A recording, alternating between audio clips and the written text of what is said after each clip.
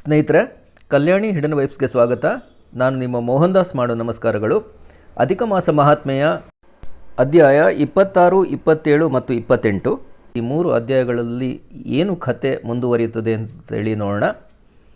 ವಾಲ್ಮೀಕಿ ಋಷಿಗಳು ದೃಢಧನ್ವನಿಗೆ ಹೇಳುತ್ತಾರೆ ಏನೆಂದರೆ, ಈ ವ್ರತ ಮಾಡುವಾಗ ನಕ್ಷತ್ರವನ್ನು ನೋಡಿ ಒಪ್ಪತ್ತು ಮಾಡುವವರು ವ್ರತದ ಸಮಾಪ್ತಿಗಾಗಿ ಬ್ರಾಹ್ಮಣರಿಗೆ ಭೋಜನವನ್ನು ಮಾಡಿಸಬೇಕು. ಅಮಾವಾಸ್ಯೆಯ ದಿನ ಭೋಜನ ಮಾಡುವವರು ದಕ್ಷಿಣ ಸಮೇತ ಗೋದಾನ, ಫಲಾಹಾರ ಮಾಡುವವರು ಹಣ್ಣಿನ ದಾನ, ಹಾಗೂ ಎಣ್ಣೆಯ ಪದಾರ್ಥಗಳನ್ನು ತ್ಯಜಿಸಿದವರು ತುಪ್ಪದ ದಾನ, ತುಪ್ಪದ ನಿಯಮ ಮಾಡಿದವರು ಹಾಲಿನ ದಾನ, ಧಾನ್ಯದ ವ್ರತವನ್ನು ಮಾಡಿದವರು ಗೋಧಿ ಅಥವಾ ಅಕ್ಕಿಯ ದಾನ, ನೆಲದ ಮೇಲೆ ಮಲಗಿ ವ್ರತ ಮಾಡಿದವರು ಶಯ್ಯ ದಾನ ಇಲ್ಲವೇ ತಮಗೆ ಇಷ್ಟವಾದ ದಾನ ಮಾಡಬೇಕು. ಪುರುಷೋತ್ತಮ ಮಾಸದಲ್ಲಿ ದೀಪ ದಾನ ಮಾಡುವವರು ತಾಮ್ರದ ಪಾತ್ರೆಯಲ್ಲಿ ತುಪ್ಪದ ಬತ್ತಿ ಇಟ್ಟು ದೀಪ ಹಚ್ಚಿ ದಾನ ಮಾಡಬೇಕು. ಇದರಿಂದ ಮನೆಗೆ ಸದಾ ವೃದ್ಧಿಯಾಗುತ್ತದೆ ಹಾಗೂ ಹೇಳಿದ ಕಾರ್ಯಗಳೆಲ್ಲ ಸಿದ್ಧಿಯಾಗುತ್ತದೆ. ಅವರವರ ವೃತ ನಿಯಮದ ಸಮಾಪ್ತಿಯಲ್ಲಿ ಮಾಡಿದ ದಾನದಂತೆ ಅದರ ಫಲವು ಪ್ರಾಪ್ತಿಯಾಗುತ್ತದೆ. ಎಲ್ಲ ಕ್ರಿಯೆಗಳಿಗೂ ದರ್ಬೆಯನ್ನು ಉಪಯೋಗಿಸಬೇಕು, ಏಕೆಂದರೆ ಅದು ಅತ್ಯಂತ ಪವಿತ್ರವೆನಿಸುತ್ತದೆ. ಪುರುಷೋತ್ತಮ ಮಾಸದ ಮಹಾತ್ಮೆಯ 26ನೇ ಅಧ್ಯಾಯವು ಇಲ್ಲಿ ಮುಗಿಯುತ್ತದೆ. ಅಧ್ಯಾಯ 27ರಲ್ಲಿ ಏನು ಕಥೆ ಮುಂದುವರಿಯುತ್ತದೆ ಅಂತ ನೋಡೋಣ. ಅಧ್ಯಾಯ 27. ದೃಢಧನ್ವನು ವಾಲ್ಮೀಕಿ ಋಷಿಗಳಿಗೆ ಬೀಳ್ಕೊಡುತ್ತಾನೆ. ನಂತರ ಪತ್ನಿಗೆ ಹೇಳುತ್ತಾನೆ ಏನೆಂದರೆ, ಅರಿಷಡ್ವರ್ಗಗಳಿಂದ ತುಂಬಿರುವ ಈ ಸಂಸಾರದಲ್ಲಿ ಏನು ಸುಖವಿದೆ, ಹಾಗಾಗಿ ಮೋಕ್ಷ ಪ್ರಾಪ್ತಿಗೆ ಕಾಡಿಗೆ ಹೋಗುತ್ತೇನೆ ಅನ್ನುತ್ತಾನೆ. ಅಲ್ಲಿ ಪುರುಷೋತ್ತಮನನ್ನು ಧ್ಯಾನಿಸಿ ತಪಸ್ಸು ಮಾಡುತ್ತೇನೆ. ಪತ್ನಿಯು ತಾನೂ ಬರುವುದಾಗಿ ತಿಳಿಸುತ್ತಾಳೆ. ಇಬ್ಬರೂ ಕಾಡಿಗೆ ಹೋಗಿ ತಪಸ್ಸನ್ನು ಆಚರಿಸುತ್ತಾರೆ.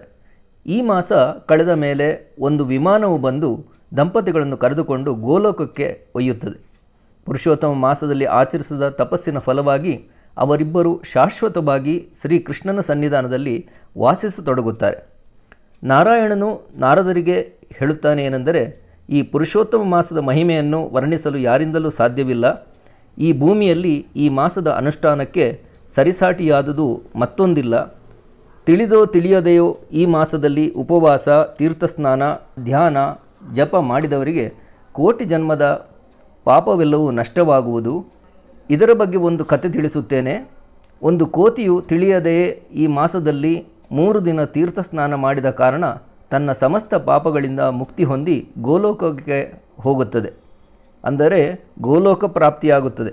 ಆಗ ನಾರದರು ಆ ಕೋತಿಯ ಕಥೆಯನ್ನು ಸವಿಸ್ತಾರವಾಗಿ ಕೇಳಿಕೊಳ್ಳುತ್ತಾನೆ. ಆಗ ನಾರಾಯಣನು ಹೇಳುತ್ತಾನೆ, ಹಿಂದೆ ಕೇರಳ ದೇಶದಲ್ಲಿ ಒಬ್ಬ ದುರಾಸೆಯ ಜಿಪುಣ ಬ್ರಾಹ್ಮಣನಿದ್ದನು. ಅವನನ್ನು ಎಲ್ಲರೂ ಕದರಿಯ ಎಂದು ಕರೆಯುತ್ತಿದ್ದರು. ವೃತ ಪೂಜೆ ಮಾಡಲಿಲ್ಲ, ತಂದೆ ತಾಯಿಗಳ ಸೇವೆ ಮಾಡಲಿಲ್ಲ, ತಾನು ಏನೂ ತಿನ್ನದೆ ಪತ್ನಿ ಪುತ್ರರಿಗೆ ಊಟ ಬಟ್ಟೆ ಕೊಡದೆ ಎಲ್ಲ ಹಣವನ್ನು ಕೂಡಿಡುತ್ತಿದ್ದನು. ಅವನಿಗೆ ಒಬ್ಬ ಸ್ನೇಹಿತನೂ ಇದ್ದನು. ಅವನು ತೋಟದ ಮಾಲಿಯಾಗಿದ್ದನು. ಅವನನ್ನು ದೈನ್ಯದಿಂದ ಬೇಡಿ ಕಾಡಿ ತೋಟದಲ್ಲಿ ಕೆಲಸಗಿಟ್ಟಿಸಿಕೊಂಡನು. ಅವನಿಗೆ ಮೋಸ ಮಾಡಿ ತೋಟದ ಹಣ್ಣುಗಳನ್ನೆಲ್ಲ ಕಳ್ಳತನ ಮಾಡುತ್ತಿದ್ದನು. ಕೊನೆಗೆ ಒಂದು ದಿನ ಮರಣ ಹೊಂದಿದನು. ಯಮಧರ್ಮನು ಅವನಿಗೆ 1000 ಬಾರಿ ವಾನರನಾಗಿ ಜನಿಸುವಂತೆ ಆಜ್ಞೆ ಮಾಡಿದನು. ಇಲ್ಲಿಗೆ 27ನೇ ಅಧ್ಯಾಯವು ಮುಗಿಯುವುದು. 28ನೇ ಅಧ್ಯಾಯಕ್ಕೆ ಬರೋಣ. ತಾನು ಮಾಡಿದ ಮಿತ್ರದ್ರೋಹದ ಪಾಪದ ಫಲವಾಗಿ ಹಣ್ಣುಗಳನ್ನು ಕದ್ದ ಪಾಪಕ್ಕಾಗಿ ಕದರಿಯ ವಾನರನಾಗಿ ಜನಿಸುತ್ತಾನೆ. ಕಾಲಂಜರ ಪರ್ವತದ ಸಮೀಪದಲ್ಲಿ ಮೃಗತೀರ್ಥ ಎಂಬ ಕೊಳವೊಂದಿತ್ತು. ಅದು ಮಾನಸ ಸರೋವರದಷ್ಟು ಪವಿತ್ರವಾಗಿತ್ತು. ಅದರ ಹೆಸರು ಮೃಗತೀರ್ಥ.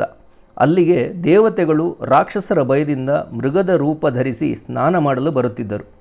ಇಲ್ಲಿ ಶ್ರಾದ್ದ ಮಾಡಿದರೆ ಪಿತೃಗಳಿಗೆ ಸದ್ಗತಿಯನ್ನು ಹೊಂದುವಂತೆ ಮಾಡಬಹುದು ಎಂಬ ನಂಬಿಕೆ. ಅಷ್ಟು ಪಾಪಗಳನ್ನು ಮಾಡಿದರೂ ಕದರಿಯ ಅಲ್ಲಿ ಜನಿಸಲು ಕಾರಣವೇನು ಎಂದು ಪ್ರಶ್ನೆ ಹಾಕಿದಾಗ ಅದಕ್ಕೆ ನಾರಾಯಣನು ಉತ್ತರಿಸುತ್ತಾನೆ ಮತ್ತು ಕಥೆಯನ್ನು ಮುಂದುವರಿಸುತ್ತಾನೆ. ಹಿಂದೆ ಚಿತ್ರಕುಂಡಲವೆಂಬ ಶ್ರೇಷ್ಠ ವೈಶ್ಯನು ಈ ಪುರುಷೋತ್ತಮ ಮಾಸದ ವೃತಾಚರಣೆ ಮಾಡಿದನು. ಆಗ ಅಲ್ಲಿಗೆ ಈ ಕದರಿಯನು ಬಂದಿದ್ದನು. ಅವನೇನು ಪೂಜೆ ವೃತ ಮಾಡದಿದ್ದರೂ ಆ ವೈಶ್ಯನು ಮಾಡಿದ ವೃತವನ್ನು ಬಹಳ ಭಕ್ತಿಯಿಂದ ನೋಡಿದ್ದನು ಮತ್ತು ಹಣದ ಆಸೆಯಿಂದ ಆ ಮಾಸವನ್ನು ಬಹಳ ಹೊಗಳಿದನು.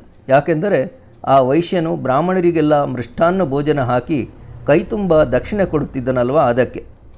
ಕೇವಲ ವೃತವನ್ನು ನೋಡಿ ಪ್ರಶಂಸಿಸಿದ್ದಕ್ಕೆ ಈ ಪವಿತ್ರ ತೀರ್ಥದಲ್ಲಿ ವಾನರನಾಗಿ ಜನಿಸುತ್ತಾನೆ. ಇನ್ನೊಂದು ಕಾರಣವೂ ಇದೆ. ಹಿಂದೆ ಶ್ರೀರಾಮಚಂದ್ರನು ಸಮುದ್ರಕ್ಕೆ ಸೇತುವೆ ನಿರ್ಮಿಸಿ ರಾವಣನನ್ನು ಸಂಹರಿಸಿದ್ದನು. ಇದರಿಂದ ಪ್ರಸನ್ನರಾದ ಬ್ರಹ್ಮಶಂಕರರು ಏನು ವರವನ್ನು ಬೇಕಾದರೆ ಕೇಳು ಕೊಡುತ್ತೇವೆ ಅಂತೇಳಿ ಹೇಳಿದರು. ಆಗ ರಾಮನು ರಾಕ್ಷಸರ ಕೈಗಳಿಂದ ಮರಣ ಹೊಂದಿದ ವಾನರರನ್ನೆಲ್ಲ ಬದುಕಿಸುವಂತೆ ಕೇಳಿಕೊಳ್ಳುತ್ತಾನೆ. ಆಗ ಅಮೃತದ ವೃಷ್ಟಿಯಾಗಿ ಎಲ್ಲ ವಾನರರು ಬದುಕಿ ಬಂದರು. ನಂತರ ಶ್ರೀರಾಮನು ಅಯೋಧ್ಯೆಗೆ ಹಿಂತಿರುಗುವಾಗ ಆ ವಾನರರಿಗೆಲ್ಲ, ನಿಮಗೆ ಇಷ್ಟವಾದ ಕಡೆ ಹೋಗಬಹುದು, ವಾನರ ಜಾತಿ ಇದ್ದ ಕಡೆಯಲ್ಲೆಲ್ಲ ಫಲಪುಷ್ಪಗಳಿಂದ ತುಂಬಿರುವ ಕಾಡುಗಳು, ಸಿಹಿಯಾದ ನೀರುಳ್ಳ ಕೆರೆ, ಕೊಳ, ನದಿಗಳು ಇರುತ್ತವೆ ಎಂದು ವರ ಕೊಡುತ್ತಾನೆ.